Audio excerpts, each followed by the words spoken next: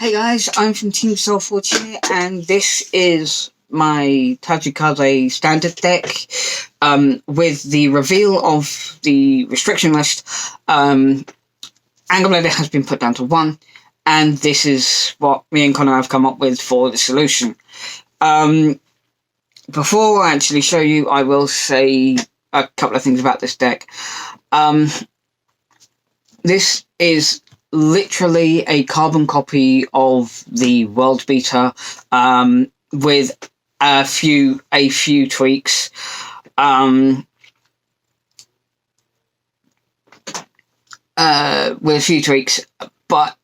I will say this: if I've seen games with that deck, and oh my god, I love the deck. I am really pleased that we are able to get that far.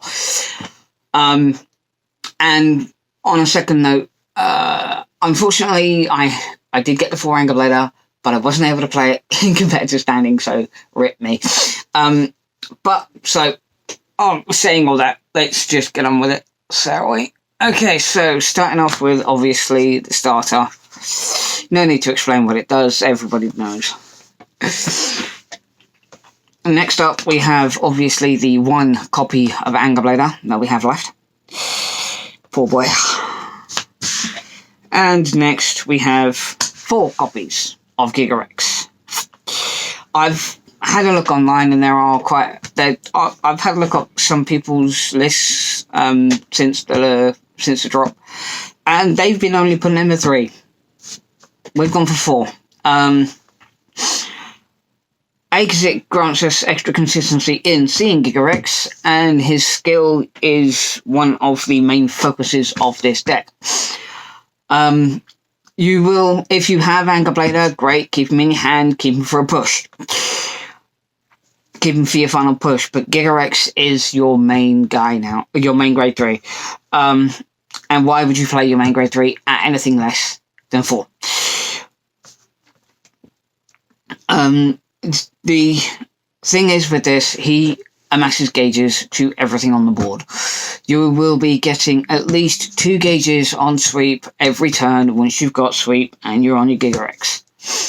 And when it comes to it, you can deal damage with Gigarex by removing 5 gauges. 3 of your front row units get 5,000 power, and your opponent deals 1 damage if they are on 4 or less.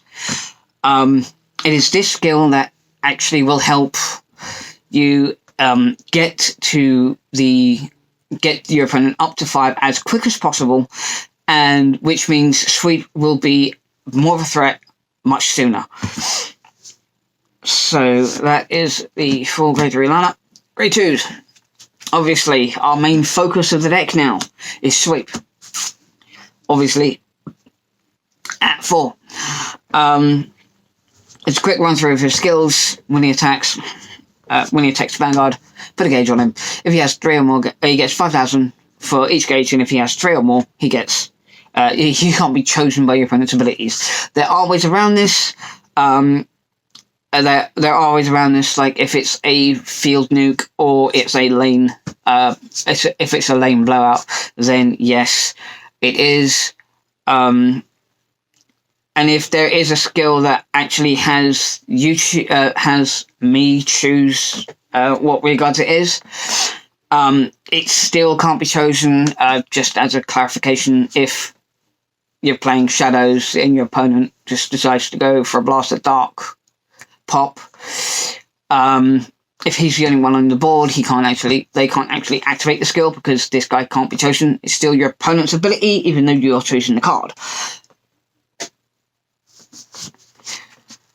Okay, and the other big one is Gigarex. Again, quick run through of the skill. Attacks the Vanguard.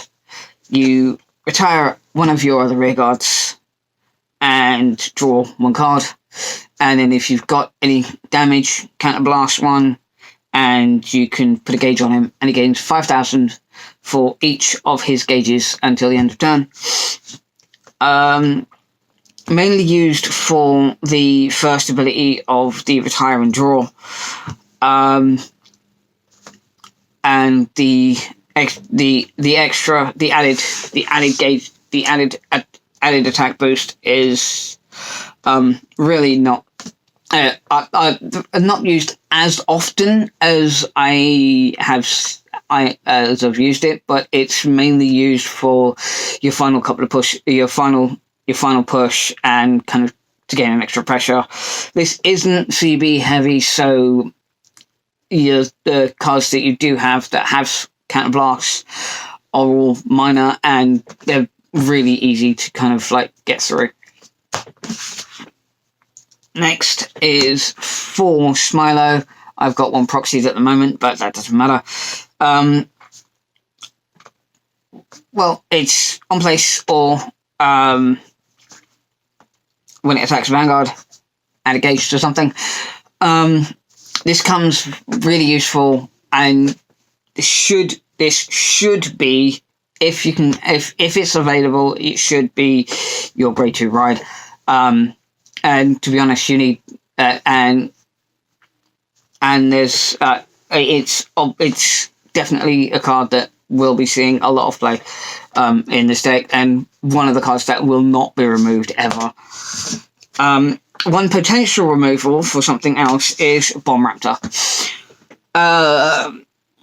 So once per turn, when your opponent's Red Guard is retired, you put a gauge on this, and it gets 5,000 power for every gauge.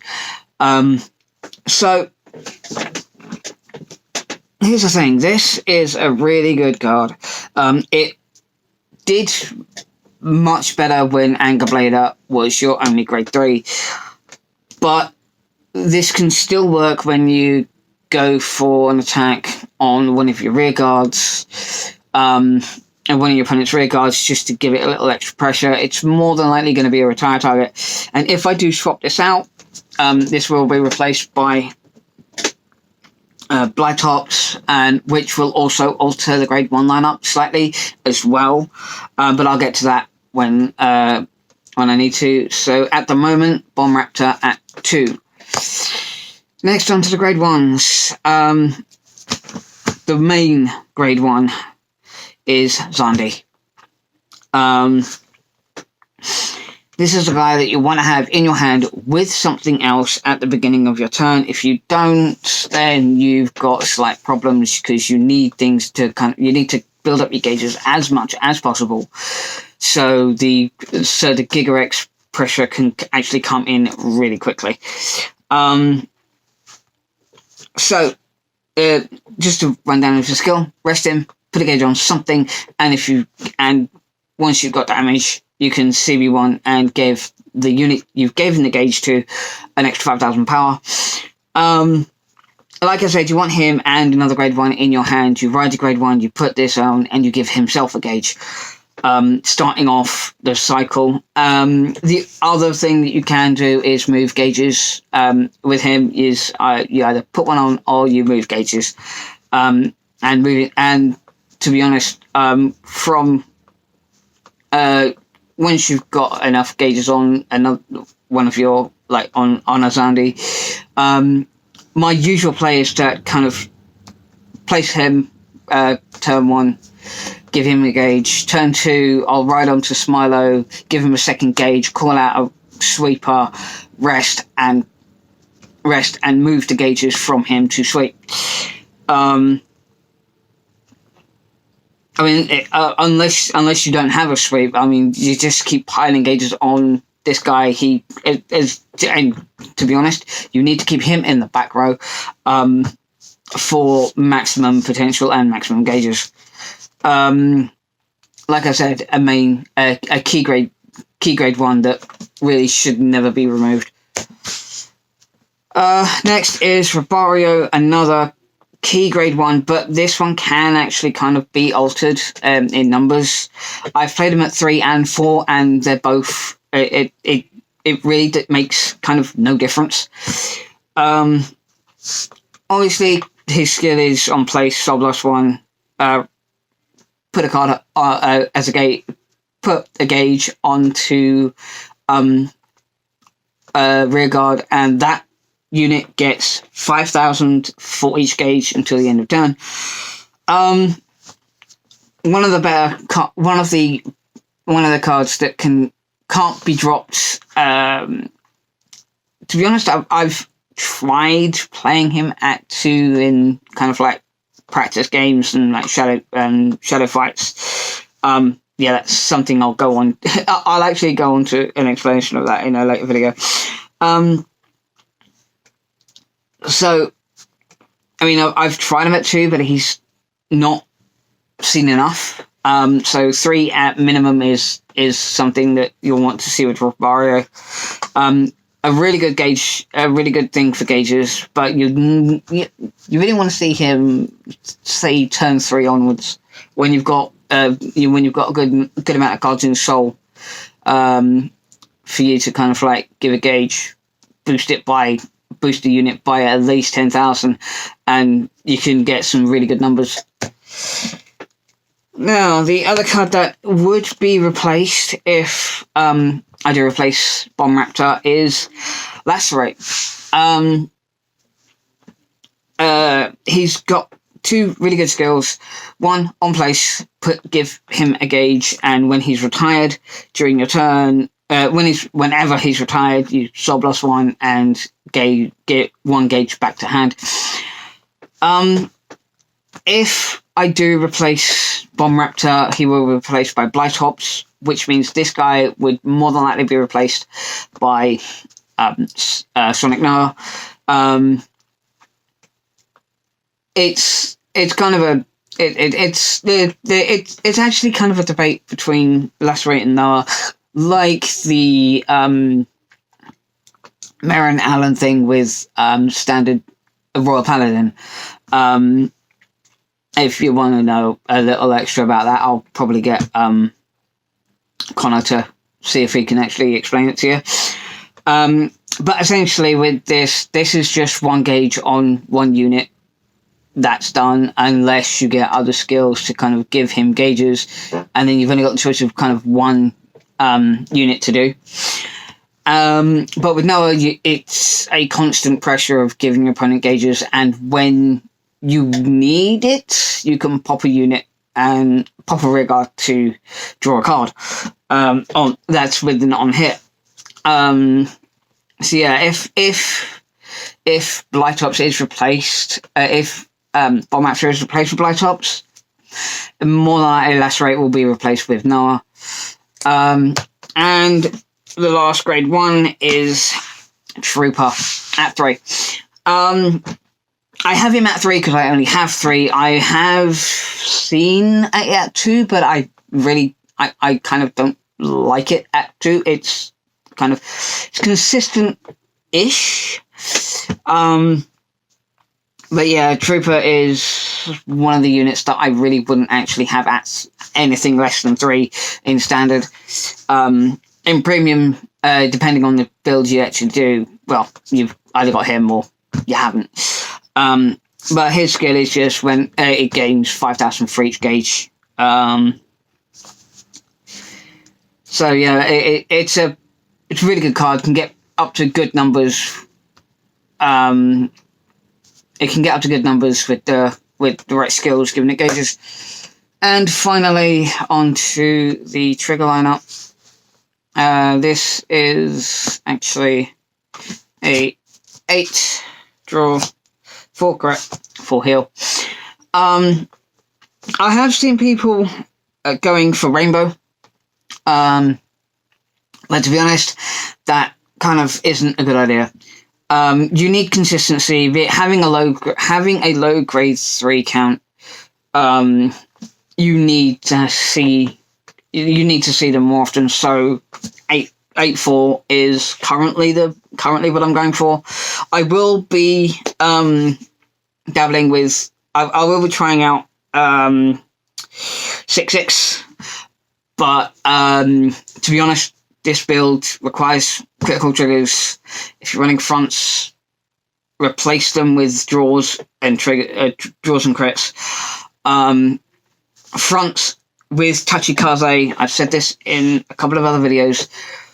Fronts with Tachikaze doesn't work because we gain the power anyway.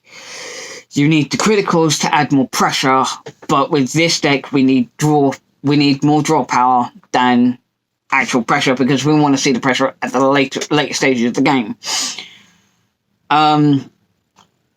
So yeah, 8 crit, 8 draw, 4 crit, 4 heal.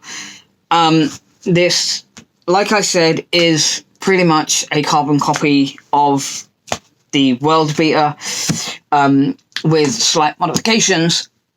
Now, just to finish off, I'm gonna kind of answer one question that people will more than likely be thinking: is this deck competitively viable? The answer is yes, with the right pilot. The win con may have changed, but if you focus on sweep, excuse me, I've just got right there. Is it still competitively viable? Yes, with the right pilot. The win con has obviously changed, but if you focus on sweep, the deck still is competitively viable.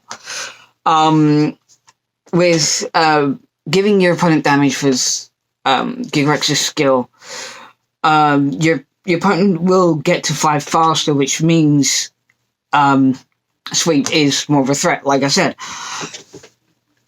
And also, this is something that is just the beginning of working out what to do with Tachikaze now that we have one Anger Blader.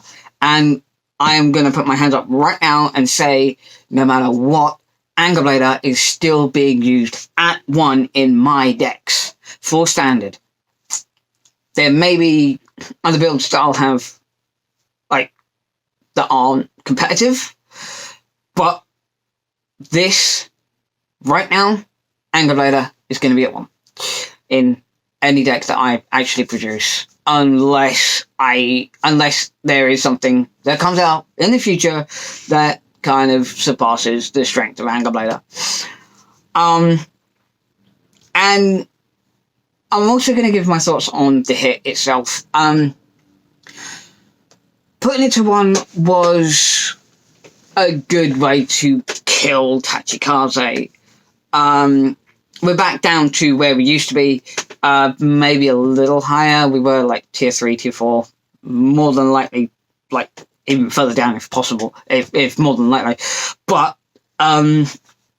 we did have a good run. Yes, there were one major win and then we were killed, but I've seen on Facebook and on Facebook in a couple of groups that people are just whining that we've lost Anger Blader and we've been killed. It's like,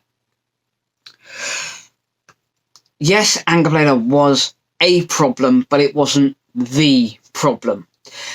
Every single person that I've seen on the groups and like speaking to people, everyone agrees that Sweeper was the problem. Anger Blader just abused his strength.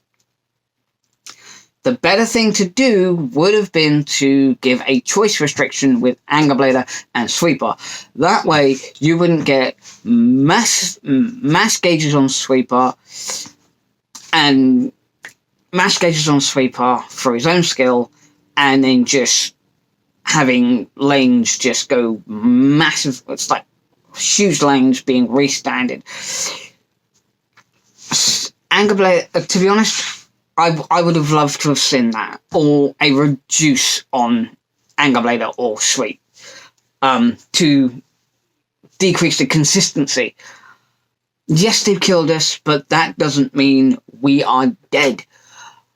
There are plenty of cards. We have enough cards. We have enough grade 3s to see what we can do. There's quite a few. I've seen quite a few builds, and I may actually decide to kind of like review the builds myself. If you'd like to see that, just let me know. But yeah, I will say, I will agree with everyone that's saying that we shouldn't have been hit so hard. But we were hit because we were kind of imposing. I'd say we were imposing on the kind of the meta that Bushiroad wanted. It's not what they got, so they needed to kind of alter it so it's what they wanted. They wanted Riviere and things to come out, and things that are coming out to get strength. Now with Anger Blader, yes, it was a glass cannon. I won't deny that. You get Blader, you win, you don't, you lose. You get Sweep, you win, you don't, you lose. But all in all, it was a potential threat to the decks coming out in the future, such as the trial decks that are being released for Archer, Chronojet, and Altmail, and the kind of like decks coming out for Genesis, Angel Feather, and Git Chronicles through Astral Force. But yeah, this is where I'm starting, and I will inform you of any changes, and I'll inform you and show you any changes that have gone on. And for now, all I'm going to say is thanks for watching, and if you liked it, let me know, and I'll see you in the next one. Bye.